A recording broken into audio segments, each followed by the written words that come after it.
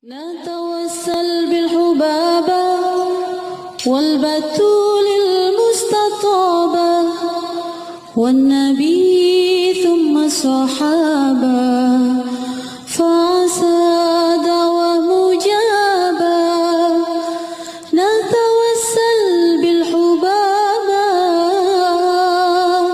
والبتول المستطابة والنبي ثم الصحابة فعسى دعوة مجابة.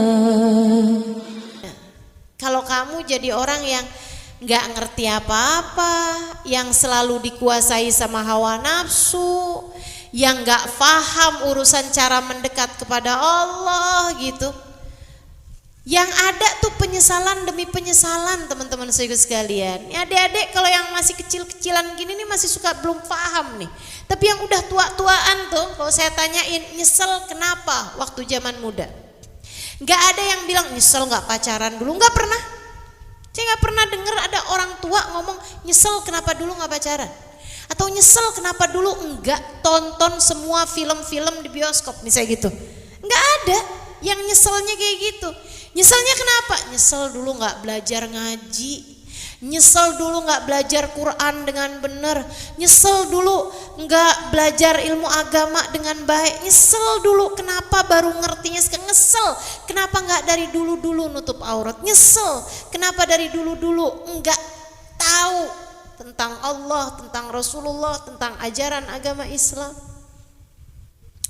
Nah, mumpung kalian masih dalam umur-umur yang memungkinkan kalian untuk banyak berkorban dengan belajar, teman-teman saudara sekalian, maka disitulah letaknya pengorbananmu dalam kehidupan.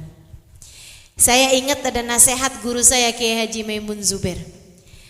Ada beberapa teman pamit sama Mbah Mun, pamit sama Kiai Haji Maimun Zubair untuk puasa dalail. Puasa dalail itu puasa bertahun. Mereka nggak buka kecuali pada hari raya 2 sama 3 hari tasyrik sama akhir Sya'ban. Akhir Sya'ban sebelum Ramadan, nah itu kan juga makruh buat puasa. Itu teman-teman, tuh 6 hari aja yang nggak puasanya sepanjang tahun. Sisanya sepanjang tahun dipuasain terus. Namanya puasa dalail. Itu ada ijazahnya gitu ya, dari beberapa guru gitu, dari kiai-kiai, dari ulama-ulama gitu. Nah, itu ada beberapa orang datang ke Mbah Mun, beberapa santri datang ke Mbah Mun untuk minta ijazah puasa dalail tersebut gitu. Puasa bertahun, tahunan puasa aja. Ya kalau malam enggak, ya puasa maksudnya dari subuh ke maghrib gitu kan. Itu puasa, tapi bertahun-tahun gitu. Nah, itu biasanya kalau ulama yang mengijazahkan itu atau apa gitu, itu suka kasih tahu gitu kan, nanti kamu puasanya setahun, kamu dalail setahun, atau kamu dalail 2 tahun gitu, dikasih tahu sama gurunya. Ya, itu kayak semacam dokter gitu kan, memberi terapi kepada murid-muridnya. Waktu beberapa santri ini datang ke Mbah Mun untuk minta ijazah dalail, sama Mbah Mun tidak diperkenankan buat puasa itu tuh mujahadah gitu ya, istilahnya bermujahadah tuh bersusah-susah gitu, apa sih namanya, kayak tirakat gitu kan. Biasanya tuh dengan cara seperti itu jadinya hawa nafsunya memang jadi lebih terdidik gitu. Tapi ketika yang datang itu adalah santri, Mbah Mun biasa ngasih ijazah hal yang seperti itu kalau yang datang itu orang pengusaha atau apa gitu, disuruh sama Mbah Mun. Udah, atau misalnya orang sekolah umum gitu kan, ya kamu puasa deh gitu, puasa setahun gitu kan dalail, seperti itu. Tapi ketika santri yang datang sama Mbah Mun nggak dikasih. Kata beliau, mujahadah kamu ini nak adalah dengan belajar ilmu agama yang benar.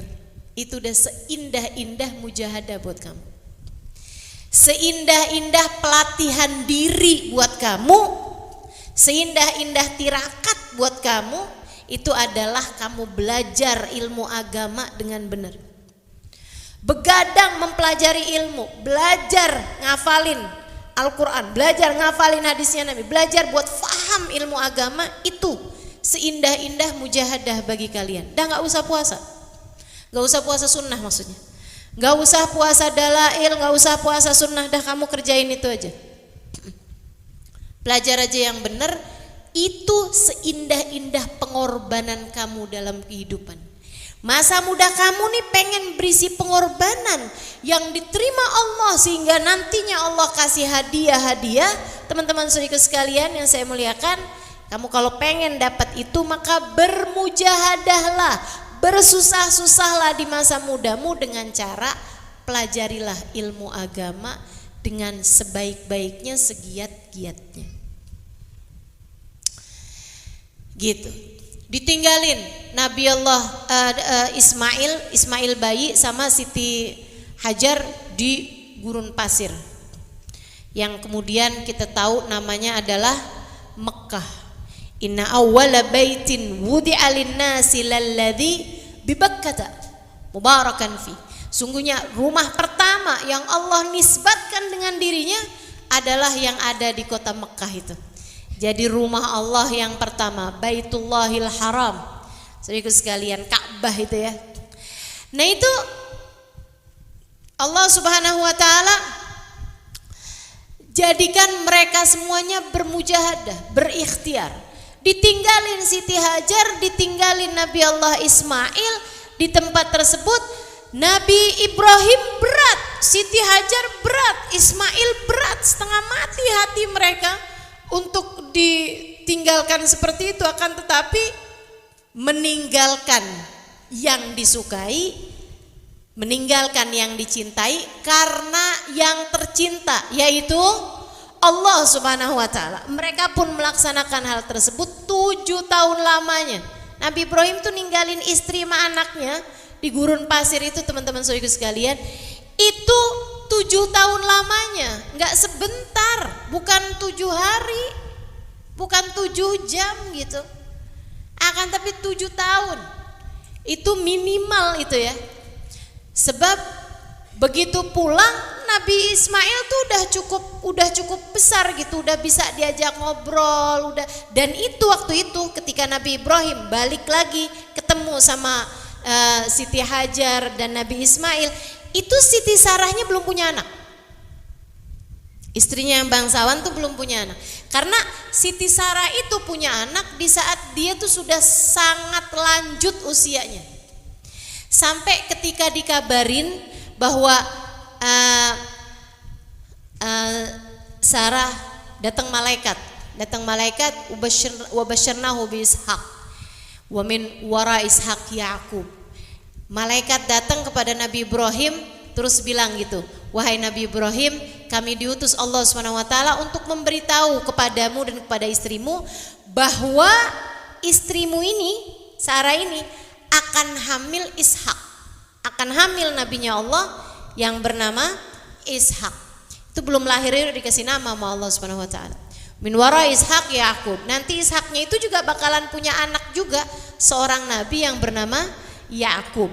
Teman-teman sekalian saya muliakan, itu istrinya tuh tertawa terkekeh-kekeh. Kagak-kagak aja ya. Lucu banget sih. Gimana saya bisa hamil? Saya ini udah jompo begini. Gimana saya bisa hamil? Saya ini udah nenek-nenek, anak ajus katanya beliau. Saya tuh udah nenek-nenek, saya mau hamil gitu. Saya nggak tahu tuh umurnya Sayyidah Sarah tuh waktu hamil berapa gitu. Mungkin di atas 50 tahun, mungkin di atas 60 tahun teman-teman. Kebayang karena beliau tuh begitu dengar kabarnya itu bahwa akan hamil. Lucu banget gitu katanya. Tertawa terkekeh-kekeh gitu, ngebayangin dirinya hamil. Tapi ya beneran memang. Akhirnya hamil teman-teman. Lahirlah Ishak. Lahir Ishak. Saya sih nggak mau tuh punya anak pas saya udah tua. Takut aja pas orang nengok saya lupa. Ustazah kita datang ke sini menengokin anak Ustazah. Anak siapa ya? Anak Ustazah kan, oh iya, ya ampun ditaruh di mana ya?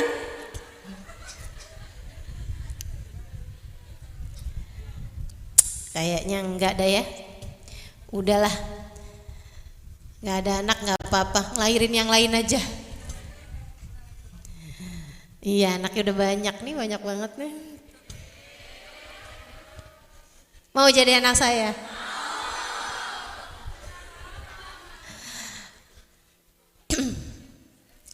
Teman-teman sekalian tuh yang mau nyaut mau umurnya udah 30 tahun. Masa saya punya anak saat umur saya masih baru 10 tahun? Adik-adik sekalian, balik nih Nabi Allah Ibrahim. Di situ Allah masih belum selesai meminta pengorbanan Nabi Ibrahim. Wah ini nih dia nih, adhanya nih, udhiyahnya nih, pengorbanan besarnya nih. Lagi seneng-senengnya barengan sama Ismail, udah tiap hari nih kemana-mana jalan bareng. Ismail ada yang lagi sakit, yuk kita tengokin ke sana, bareng jalan. Taran lagi mereka makan bareng, mereka sholat bareng, mereka ini itu barengan nih semuanya nih. Nabi Ibrahim, Siti Hajar, Nabi Ismail lagi deket-deketnya sama anaknya, lagi kangen-kangennya sama anaknya, lagi yang hatinya tuh selalu bayang-bayang anaknya. Dan Ismail teman-teman sekalian cakep, pinter, soleh, baik hati, hasil didikan ibu yang solehah. Hasil didikan ibu dengan keimanan yang sempurna. Anaknya pun menjadi demikian juga adanya. Lagi kayak gitu, Allah nguji lagi. Nabi Ibrahim mimpi anaknya disembelih. Dan Nabi Ibrahim faham, mimpi seorang nabi wahyu. Mimpi nabi wahyu, mimpi kita bukan. Mimpi kita nggak jadi apa-apa, nggak usah mimpi-mimpian. Kayaknya saya nggak mau selagi sekolah di Ababu Zahro deh. Kenapa? Tadi malam saya mimpi. Udah nggak usah. Nggak usah. Mimpimu itu nggak jadi apa-apa teman-teman. Ada yang datang masih ustazah, tadi malam saya ngimpi ustazah. Dalam mimpi saya tuh ustazah ngajarin atas satu doa apa gitu, ustazah saya lupa. Ustazah apa dah ustazah yang tadi diajarin? Kamu dapatnya lewat mimpi, kamu nanti malam tidur lagi mimpiin saya lagi. Tanyain sama saya yang dimimpi. Lagian kagak-kagak aja. Adik-adik sekalian yang saya muliakan, Nabi Ibrahim mimpi, dan seperti yang tadi saya sampaikan, mimpinya Nabi wahyu, mimpinya wali isyarah atau bisyarah. Mimpinya orang mukmin isyarah, pertanda, atau bisyarah, kabar gembira. Katanya Nabi Muhammad alaihi salatu wassalam, "Dhahabatin nubuwah wa baqiyatil mubasyirat." Kenabiannya udah hilang, yang sisa adalah kabar-kabar gembira.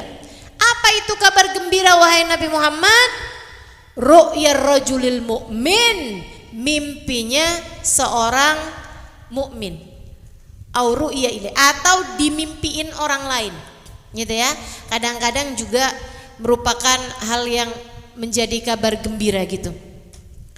Nah, tapi kalau kita tuh, nih adik-adik saya ceritain. Kalau kamu mimpi yang buruk, jangan cerita sama siapapun. Jangan cerita sama siapapun. Kenapa gitu? Itu tuh kayak burung terbang. Yang bilang begitu Nabi Muhammad. Mimpi tuh kayak burung terbang. Kalau kamu ceritain sama orang, orangnya mentakwil, itu kayak dipanah, kayak ditembak, jeder, burungnya jatuh. Kejadian dalam hidupmu. Kamu ngimpi ada satu gigimu yang tanggal, cerita sama orang, tadi malam saya ngimpi gigi saya tanggal. Oh, berarti ada keluarga kamu yang mau meninggal. Saya tadi malam ngimpi digigit ular. Oh, berarti ada yang sebel sama kamu, ada yang benci sama kamu, akan mencelakakan kamu.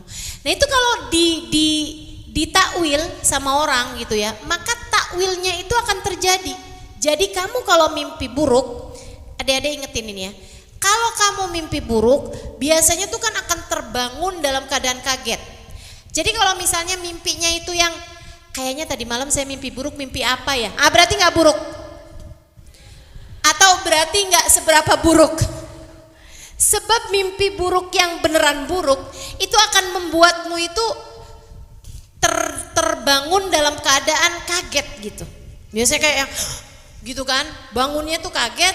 Nah itu katanya Nabi Muhammad, kamu bangun baca Rabbi a'udzubika min hamazatis syayatin wa a'udzubika Rabbi ayahdurun, minta perlindungan. Atau kalau kamu apaan tuh ya, a'udzubillahi minasyaitonirrajim, udah gitu aja daripada nginget-nginget apa gitu.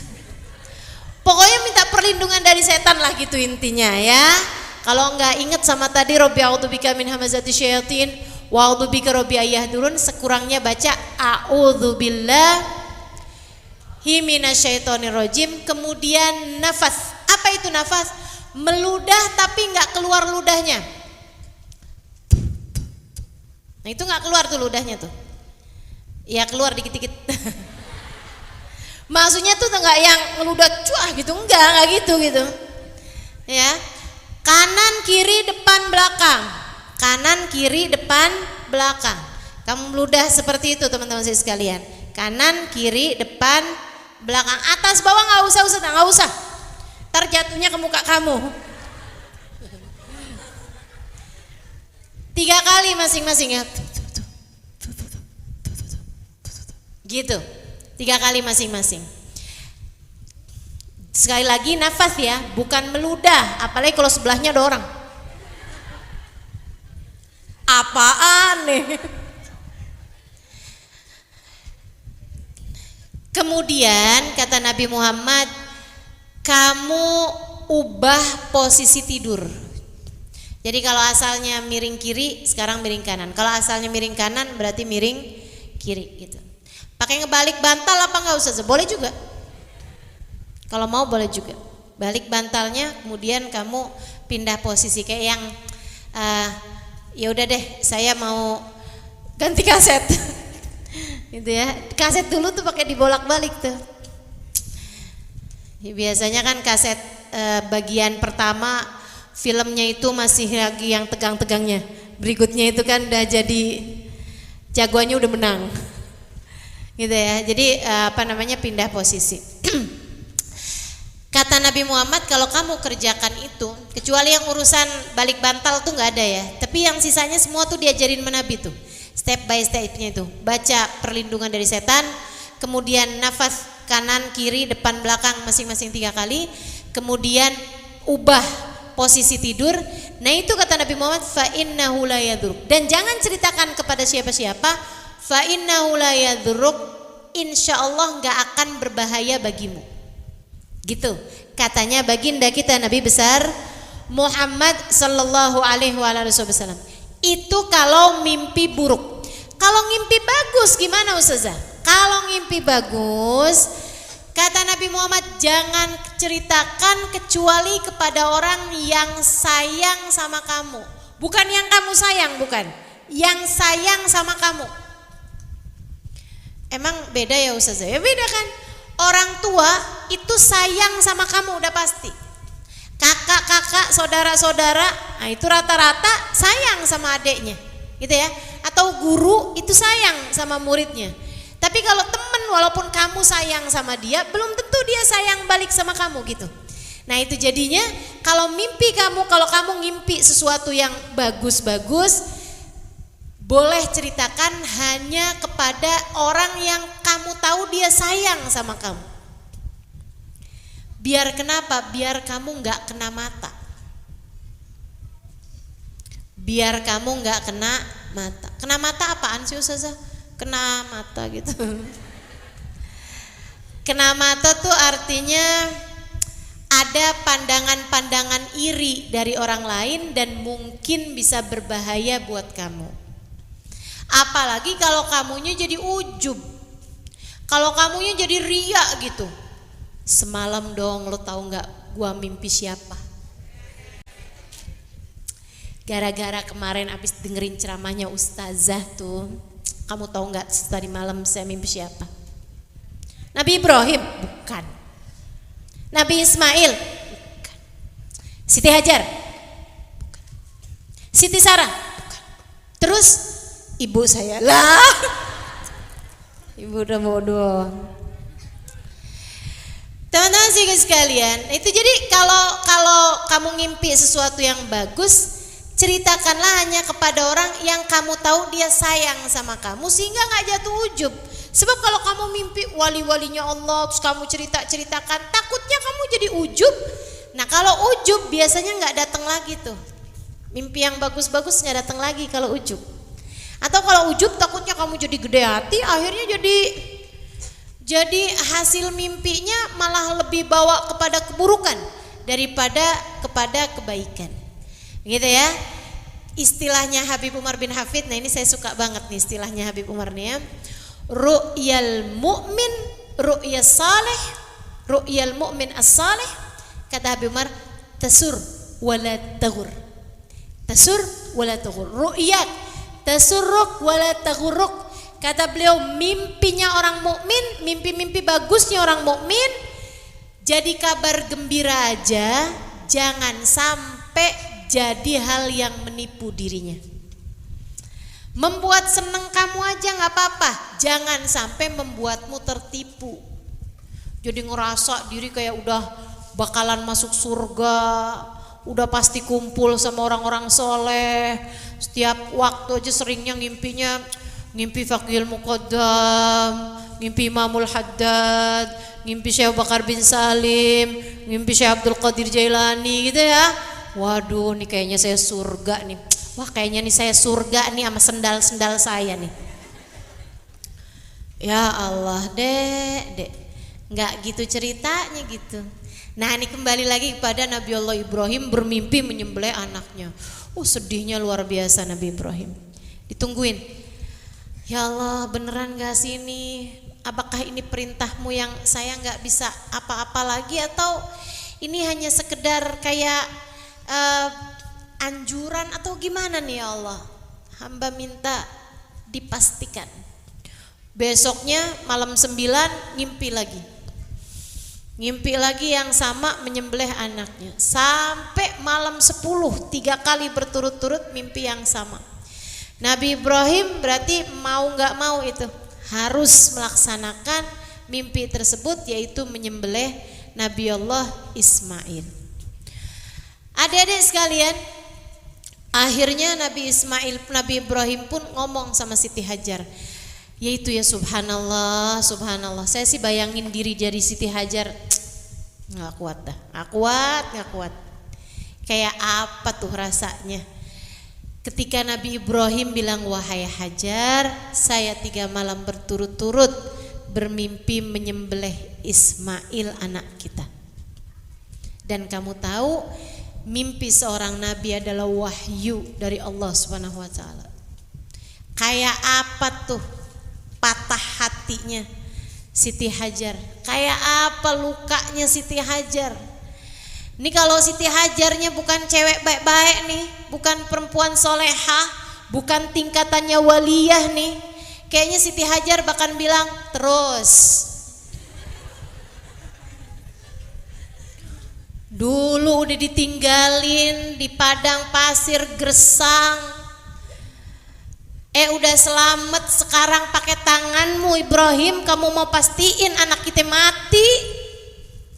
Bapak cap apa kamu ini? Bapak model apa kamu ini Ibrahim? Ngaku jadi nabi kayak gitu modelnya. Bisa aja gitu. Atau misalnya gitu ya, Ibrahim, meskipun anak ini juga adalah anakmu, akan tetapi jangan lupa saya yang hamil dia 9 bulan Ibrahim. Jangan lupa saya yang melahirkan dia dengan separuh nyawaku. Saya yang mengawasi dia, saya yang membesarkan dia, dan bahkan kamu meninggalkan kami berdua di gurun pasir ini. Kemudian seenak-enaknya aja kamu sekarang mau menyembelih dia. Gak bisa Ibrahim, gak bisa. Nawar sama Allah sana. Misalnya gitu, protes sama Allah sana, bilang emaknya gak mau ya Allah. Adik-adik saudaraku sekalian yang saya muliakan, tapi Siti Hajar seperti yang tadi saya sampaikan adalah seorang perempuan dengan hati yang 100%. 100%. Beriman kepada Allah 100%, hanya bergantung kepada Allah Subhanahu wa taala, maka dia hanya berkata sami'na. Apapun wahai Ibrahim, kita adalah hambanya. Laksanakanlah apa yang Allah perintahkan terhadapmu wahai Rasulullah. Yarhamukillah. Udah habis selesai ngomong sama Siti Hajar, Nabi Ibrahim ngomong sama Ismail. Ini juga pelajaran besar banget teman-teman. Untuk jadi orang tua tuh ngomong sama anak. Jangan anak tuh kayak bertanya-tanya, kenapa ya mama sama papa sekarang tidurnya gak barengan, kenapa nih? Kenapa ya mama sama papa kok sekarang gak lagi satu rumah? Kasih keterangan dong, anak-anak ini kan perlu info. Betul gak? Kita mau pindah rumah, kita mau pindah sekolah, kan gak ujug-ujug ya gak? Kita kan juga punya perasaan sebagai anak. Saya mewakili perasaanmu dek. Udah enak-enak tinggal di Condet, pindah ke Bekasi. Masya Allah, Masya Allah. Ya kan kalau orang tua ngasih keterangan sama anak kan enak semua jadinya kan. Gitu, nggak ada ceritanya anak ngambek-ngambekan gitu. Nabi Ibrahim loh mau nyembelih anak aja dia cerita. Ya bunayya ra'aitu anni adbahuka fanzur madza tara.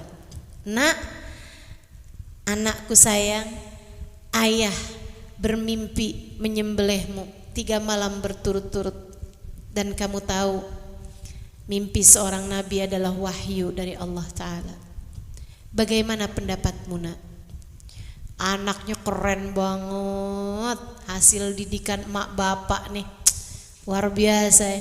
Ya abatif al ma tu'mar satajiduni insyaallahu minas sabirin. Ayah, kalau memang ayah diperintahkan kerjakan, jangan ragu, jangan bimbang ya. Ayah akan mendapati saya termasuk di antara kelompok orang-orang yang bersabar. Sabar disembelih. Emangnya Nabi Ibrahim punya nyawa berapa? Masya Allah. Jadi nak, kita kerjakan bismillah ya. Berangkat tuh. Sempet ya bawa kain ya, biar ayah bisa nutupin badan saya takut ayah kalau lihat saya nanti gak tega. Bawa kain. Teman-teman, ayah pedangnya yang tajam ya. Iya nak, ini pedang paling tajam yang ayah punya. Berangkat berduaan. Jalan-jalan, tuh datengin setan tuh. Didatengin ke Siti Hajar, Hajar dilempar pakai batu. Didatengin Nabi Ibrahim lempar pakai batu. Makanya haji itu kan ada acara lempar-lemparan batu. Bukan lempar-lemparan ya, ada acara melempar batu. Lempar-lemparan mah jadinya ini dong, rusuh. Apalagi kalau acara lempar-lemparannya sama lawannya orang Indonesia, waduh, rusuh. Nah itu ada acaranya Nabi Ibrahim melempar batu ke arah bisikan tersebut. Sampai kemudian ketemu tempat yang landai, di sini. Di sini Ismail, iya ayah di sini. Nabi Ismail baringan langsung di kayak di atasnya batu gitu yang rata gitu. Nabi Ismail baringan di situ. Kainnya dipakai sama dia buat nutupin badannya. Nabi Ismail tajemin pedang, sek. Iya Nabi Ibrahim. Saya bilang apa tadi? Ya yang penting ngerti lah. Seneng bener kalau saya salah. Dah tajemin tuh, set. Teman-teman, sampai dirasa udah tajem nih, dia pun mulai dimasukkannya pedang di tangan kanannya tersebut. Dengan tangan kirinya masukin ke kain tadi itu, dipasin nih, sampai Nabi Ismail merasakan dinginnya pedang, ujung pedang di lehernya. Udah pas Ismail, udah ayah. Tangan kirinya Nabi Ibrahim pegang mukanya Nabi Allah Ismail. Pegang, tangan kanannya pegang itu. Nabi Ibrahim mandang langit. Nabi Ibrahim nangis. Nabi Ibrahim pejamin matanya, kebayang-bayang Ismail saat jalan bareng, kebayang-bayang saat makan bareng. Dan itu masih jadi anak satu-satunya yang dimiliki oleh Nabi Allah Ibrahim. Sampai Nabi Ibrahim nangis itu membuat jutaan malaikat di langit yang gak tahu juga ceritanya akan bergulir seperti apa, gitu ya. Mereka gak baca skenario Allah juga di atas langit sana. Teman-teman, itu jutaan malaikat langit ikut menangis bersama dengan nangisnya Nabi Allah Ibrahim. Kesiannya Ibrahim, kesiannya Ismail, kesiannya Hajar, ya Allah, kesiannya harus disembelih banget gitu, ya Allah, kesian banget sih gitu. Pada nangis semuanya. Ya Allah, hamba-Mu ya Rabb. Mereka menangis bersama-sama. Nabi Ibrahim semakin banjir air matanya. Akan tetapi perintah ini harus dikerjakan. Bismillahi Allahu Akbar. Darah muncrat membasahi tangannya Nabi Allah Ibrahim. Nabi Ibrahim pejamin matanya, semakin deras air matanya seraya mengatakan, sudah saya laksanakan ya Allah, sudah saya laksanakan ya Allah. Anak saya sudah saya sembelih karenamu ya Allah. Ia sudah saya korbankan untukmu ya Allah, untuk melaksanakan perintahmu. Malaikat langit nangis semuanya. Allah bilang, qad saddaqta ru'ya, kamu sudah menepati mimpimu wahai Ibrahim. Wa fadainahu bidzibhin adim. Karenanya untuk pemenang-pemenang kehidupan semacammu kami memberikan kepadamu hadiah. Inilah hadiahnya wahai Ibrahim. Ayah, ayah. Nabi Ibrahim buka kainnya, ternyata Nabi Ismail meringkuk di sampingnya, sementara darah yang tadi dilihatnya membasahi tangannya ternyata adalah darah seekor domba yang segera digantikan oleh malaikat Jibril ketika Nabi Ibrahim menghunuskan pedangnya. Allah langsung tuh perintahkan Jibril pada waktu yang tepat, set Nabi Ismailnya, set langsung domba di sampingnya, maka yang mati adalah domba tersebut. Wah, senangnya luar biasa. Alhamdulillah, makasih Allah, makasih Allah. Berpelukan keduanya, Allahu Akbar, Allahu Akbar walillahilham, Allahu Akbar walillahilham. Sujud syukur keduanya. Kemudian merapikan semuanya, tadi itu ada kain yang sudah penuh dengan darah. Kemudian kambingnya tadi itu juga mereka bawa gitu kan. Mereka pun menuruni lereng bukit tersebut sampai menuju ke rumah. Di rumah nih Siti Hajar udah gak berhenti nangisnya. Ya siapa yang gak sedih gitu kan. Ngebayangin nih suami saya bakalan pulang, anak yang semula digenggam tangannya sekarang akan ada di bahunya dalam keadaan tak bernyawa. Udah dibayangin sama Nabi Allah, sama Siti Hajar.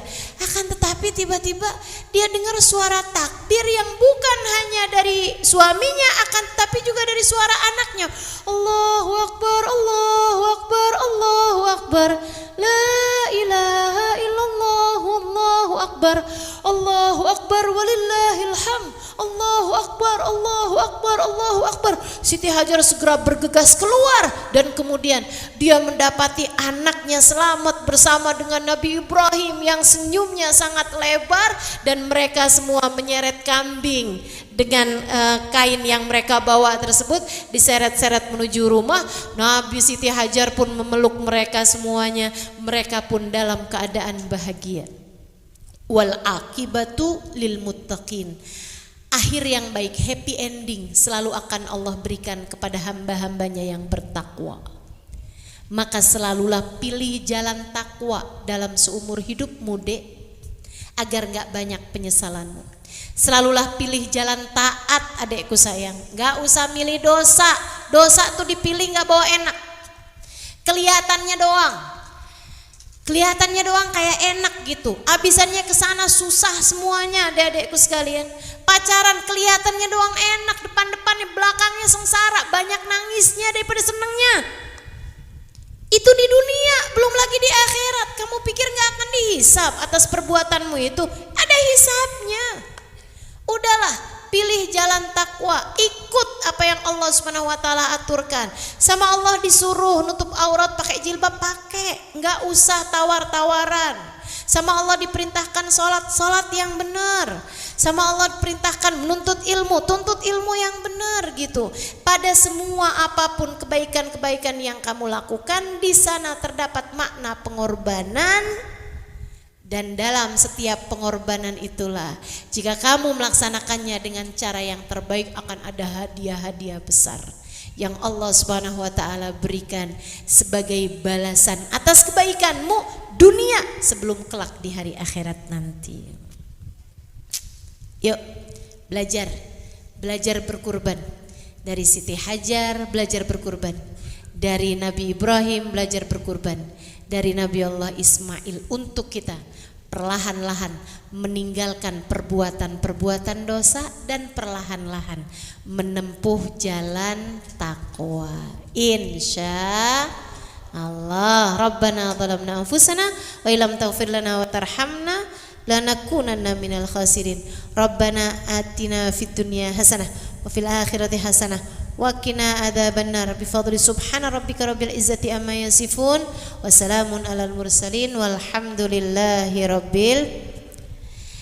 Ibunya Ustazah Fitria Lidrus yang sekarang menjalani perawatan di rumah sakit, kita diminta membacakan suratul Fatihah. Mudah-mudahan dikaruniai kesehatan yang sempurna insyaallah. Dan juga untuk orang-orang tua kita, abah saya doain mudah-mudahan sehat terus.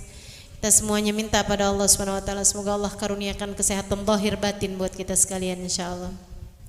Fatihah biniyati syifa ajilan syifaan la yughadiru saqaman wala alama la hadratin Nabi Muhammad sallallahu alaihi wasallam. Al-Fatihah. Syaitanir rajim.